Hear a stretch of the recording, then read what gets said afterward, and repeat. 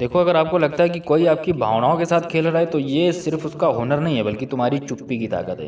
कितनी बार तुमने खुद को ये कहते हुए सुना है, शायद मैं ही कुछ ज़्यादा सोच रहा हूँ। पर सच्चाई ये है कि मेरे भैया, तुम बिल्कुल ठीक सोच रहे थे। वो बार बार तुम्हारी बातें काटती है, तुम्हारे प्लान्स को कैजुअली रिजेक्ट कर देती है, तुम्हें ऐसा फील कराती है जैसे उसकी हर नाराज़गी सिर्फ और सिर्फ तुम्हारी वजह से हो। पर क्या कभी तुमने सोचा है कि वो ऐसा क्यों करती है? मैं बताता हूँ क्यों करती है। क्योंकि वो जानती है कि तुम्हारा साइलेंस ही उसकी सबसे बड़ी ताकत है। हर बार जब तुमने अपनी बाउंड्रीज नहीं रखी ना, हर बार जब तुमने सोच लिया अब की बार समझ जाएगी, वो समझ गई तुम कितने बड़े पप्पू हो, तुम उसके लिए आसान हो।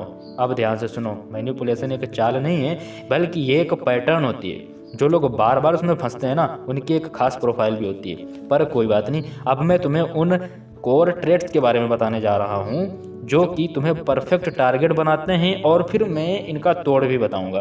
तो वीडियो को लाइक कर दीजिए, और अगर अभी तक आप लोगों ने इस चैनल को सब्सक्राइब नहीं किया तो भैया सब्सक्राइब जरूर कर लीजिएगा। Trait number 1, the self blamer. तुम हर बार खुद को ही दोष देते हो। उसका मूड खराब है, तुम्हारी गलती है। वो बात नहीं कर रही, तुमने कुछ गलत किया होगा। वो चुप है, शायद तुमने कोई लाइन क्रॉस कर दी होगी। अबे ये क्या है? ये खुद को कुचलने की एक आदत है। अब इसे बदलो भैया, बिल्कुल बदलो। जब कोई तुम्हारी भावनाओं को बार बार दबाए तो खुद से एक सवाल पूछो, क्या वाकई ये मेरा दोस्त है या मुझे ऐसा महसूस कराया जा रहा है? पप्पू मत बनो। Trait number 2, the approval addict. तुम उसके हाँ के बिना अधूरे हो। उसकी एक स्माइल मिल जाए तो तुम्हारा दिन बन जाता है। अगर उसने ताना मारा तो तुम्हारी नींद उड़ जाती है, यानी तुम्हारी वैल्यू तुम्हारे बाहर सेट है। अब ये करो, हर दिन खुद से एक सवाल पूछो, मैं कौन हूँ? अगर कोई मुझे पसंद नहीं करता, कोई बात नहीं, अपने हिसाब से जियो, किसी के पीछे मत पड़ो भैया। Trait number 3, the emotional absorber. तुम कर क्या रहे हो? पप्पू बन रहे हो ना? वो गुस्से में हो तो तुम सॉरी क्यों बोलते हो? वो रो रही है तो तुम खुद को दोष देते हो। वो कहती है तुमने मुझे तोड़ दिया और तुम मान भी लेते हो चाहे तुमने कुछ भी ना किया हो। अबे Pappu stop stop, Pappu stop, रुक जाओ।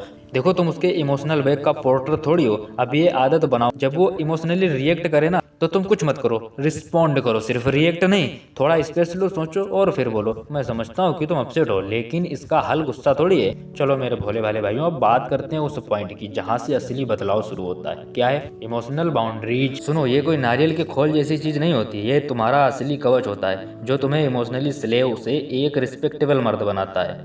अब कुछ पावरफुल बाउंड्री स्टेटमेंट्स याद रखो जो मैं बता रहा हूँ, और इनको यूज भी करो। मैं डिसरिस्पेक्ट के बाद एक्सप्लेन बिल्कुल भी नहीं करूंगा। नंबर 2, अगर मुझे बार बार नीचा दिखाया जाएगा तो मैं दूरी बना लूंगा। नंबर 3, मैं गिल्ट के नाम पर नो बिल्कुल भी नहीं छोड़ूंगा। देखो मेरे भटके हुए भाइयों, रिस्पेक्ट कोई मांगने वाली चीज़ नहीं होती है, वो डिजर्व की जाती है, और डिजर्व करने के लिए पहले खुद को उस लायक बनाना पड़ता है। अब सवाल ये है कि क्या तुम वो बनोगे जो हर बार बहस से झुक जाता है, या वो जिसके शांत स्वभाव में भी एक लकीरें खिंची होती हैं? क्योंकि जहां लाइनें साफ होती हैं ना, वहीं से डिसरिस्पेक्ट रुकती है। अब याद रखो, एक माइंडसेट एक्टिवेशन।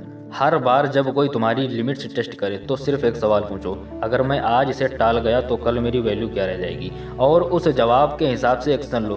देखो मेरे भोले भाले भाइयों, मैनिपुलेशन वहीं तक चलती है जहां तक तुम उसे जगह देते हो। अब वक्त है उस दरवाजे को बंद करने का और खुद को एक ऐसे इंसान में बदलने का जिसे कोई ना हिला सके।